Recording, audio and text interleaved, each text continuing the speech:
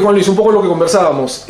Mucha gente, los músicos de rock nacional de los 70 se quejan de una serie de situaciones difíciles para ellos, pero en realidad el Polen no la pasó tan mal. No fue tan malo el momento para el Polen.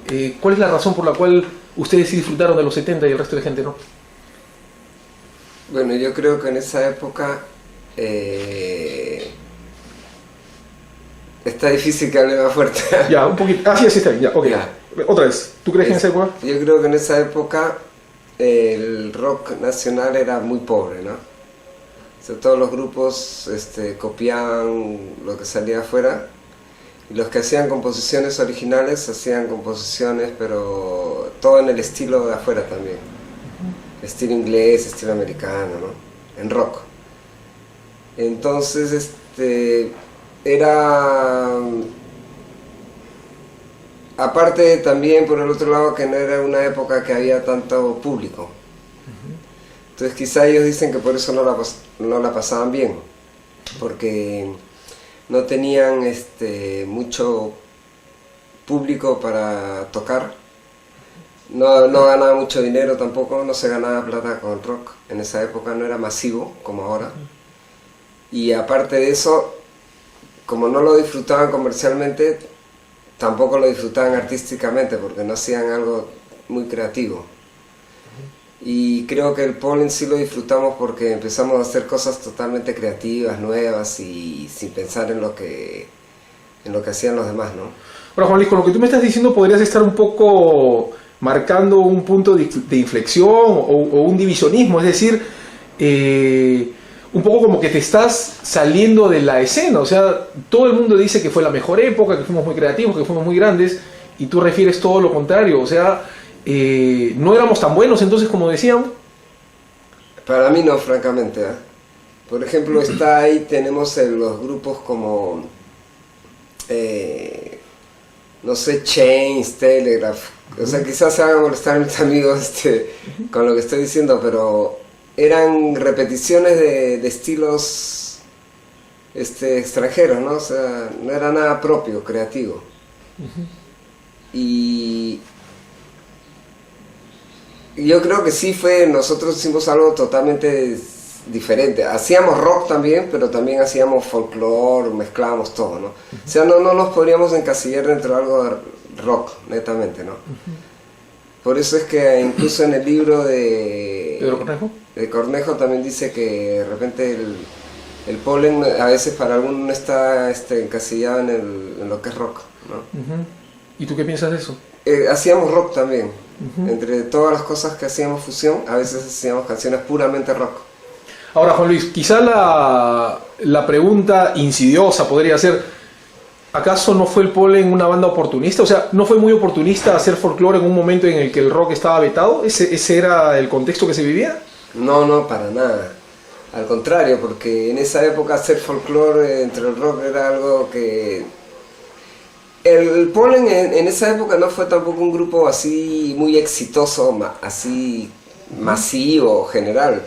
Fue algo muy, muy pequeño, ¿no? Para grupos que les gustaba mucho la música y gente que hacía arte, por ejemplo, escritores, poetas, les gustaba el Polen, o universitarios, ¿no? Pero más bien era un poco contraproducente hacer folclore en esa época. Y yo me acuerdo que uno de los primeros conciertos que tocamos de rock en la Universidad de Lima, que todos los grupos tocaban sus rock, ¿no? Los Chains, varios grupos. Nosotros llegamos y tocamos un guayno también. Y le gustaba a mucha gente, ¿eh? Pero fue un riesgo que hicimos así no por hacer algo diferente, sino por hacer algo auténtico más que nada. ¿Cómo asumes entonces estas opiniones que dicen que lo de ustedes fue oportunista? Es decir, el gobierno militar... No, pero yo nunca escuchaba que alguien haya dicho que éramos oportunistas, pero...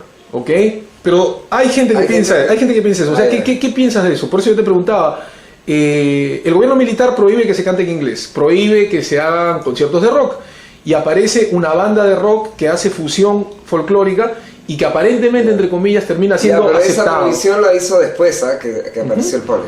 Ok. Eso, para empezar. Eso sería bueno aclarar. Cuéntame eso. Claro. El Polen, esa prohibición salió después. Y no, lo del Polen fue algo que nació así por una cuestión de identidad más que nada, que tiene mucho que ver también con la época de experimentación con drogas también y todo eso, ¿no? Con el ayahuasca, entonces hubo una cosa así psicodélica también, psicoanálisis también. Entonces era una necesidad de identidad, de hacer algo propio, ¿no? ¿Qué tan conectado podría estar o puede haber sentido el gobierno que esto estaba?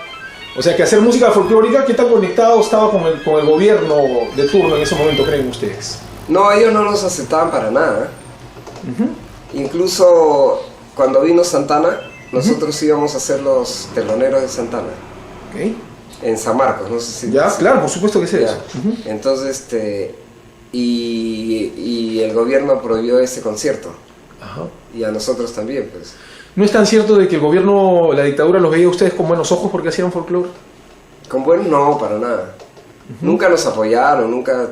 O sea, no teníamos nada que ver con el gobierno, nunca... nunca tocamos tampoco para nada del gobierno, ¿no?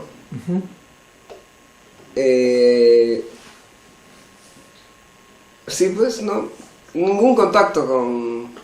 Incluso nos vetaron en el Festival de Agua Dulce.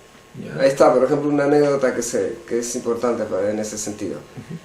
El Festival de Agua Dulce, que fue un concurso de canciones, que vinieron varios artistas del extranjero y todo, ¿no? Tipo Viña del Mar, una cosa así. Claro, pero era un contexto más socialista, ¿no? Porque venían los compadres de Cuba, Isabel Parra. Entonces, nosotros nos presentamos con una canción, El Hijo del Sol.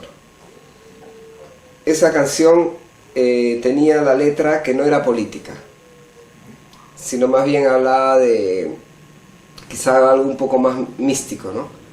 Entonces cuando nosotros la presentamos, que eran jurados ahí varios poetas y varios artistas de izquierda que estaban con Velasco, nos dijeron: esta canción no va a ganar porque tiene que tener algo político, la letra no es política y tendría que tener algo, y nosotros no quisimos cambiar la letra.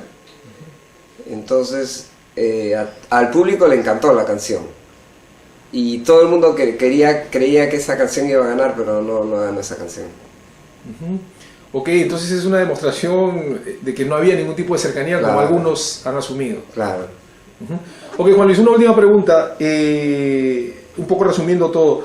¿Cómo definirías el momento entre el año 71 y el año 75 para el rock peruano?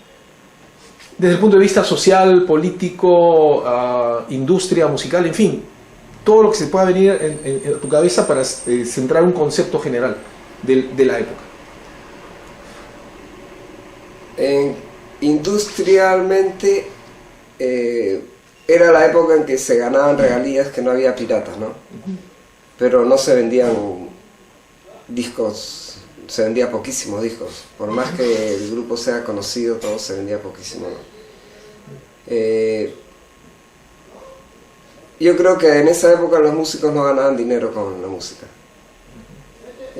Políticamente, creo que en esa época ningún músico de rock por lo menos tenía conciencia política. Más bien ahora los músicos ya mayores que en esa época tuvieron grupos, ahora ya pueden hablar de política, ¿no? De conceptos de ese tipo, pero en esa época no conocía ningún grupo que tuviera esa conciencia, más que, por ejemplo, los grupos de Nueva Trova, sí, ¿no? Tiempo Nuevo, todos esos. Pero el rock. Pero el rock no. No, que yo sepa, no. Y la final, Juan Luis, ¿por qué no desarrollamos, si al margen de todo había cierto nivel de competencia? O sea, ¿por qué siempre hemos estado ahí nomás, en relación a tu época? Yo creo que es porque un poco por ejemplo, el rock argentino se ha desarrollado un poco por el estilo de las letras y de cantar, por el idioma, por el lenguaje. eso lo han desarrollado y han salido un montón de grupos originales en Argentina de rock, ¿no? Pero en Perú creo que no ha habido un movimiento, para empezar, de rock. Como que la gente se intercambia ideas, conceptos, no. Y las letras también nunca han sido... No, o sea, no se ha buscado un estilo... ¿Identidad? De identidad, de manera de cantar. Recién ahora están saliendo ya, estoy viendo en estas generaciones que sí, que hay grupos que están siendo originales, que están haciendo sus propios conceptos. Pero en esa época no, era como que estaban haciendo el rock, ¿no? Digamos que no había mucha conciencia de lo que se estaba haciendo. No, para nada. Simplemente se tocaba, se hacía, se trabajaba Claro, por diversión nada más. Claro, hasta los Psychos, por ejemplo, Claro. que es un grupo mítico ahora, Sí. legendario, todo. En esa época, para mí, que yo los conocí, era un grupo como que hacía una... era como... ¿Cómo se llama eso? Como una parodia, eran parodias. Era como algo que lo hacían por jugar, como una ironía, ¿no? Pero no era así un concepto de ser rebeldes, no, sino... Ellos lo hacían para actuar nomás y después eran personas normales, que no tenían nada de... Qué raro que con el tiempo se haya trastocado la imagen, Claro. ¿no? Incluso ahora Erwin, el cantante, hace canciones así súper blandas, ¿no? De Ajá. cumbias rosas, así. No sé si has escuchado. No, man, ya qué alucinante. Qué alucinante. Entonces, ya que se entró el tema de los Psychos, para terminar, ¿fueron tan grandes como la historia dice que son? Yo creo que eran bien creativos y con harto talento. O sea, yo les doy un valor, le doy bastante valor a ese grupo y me gusta bastante, porque eran súper originales también y creativos, pero no era un juego lo que hacían, no era una cosa de una rebeldía original ¿no? Simplemente era algo que lo hacían por jugar. Sí. Listo, maestro. Perfecto.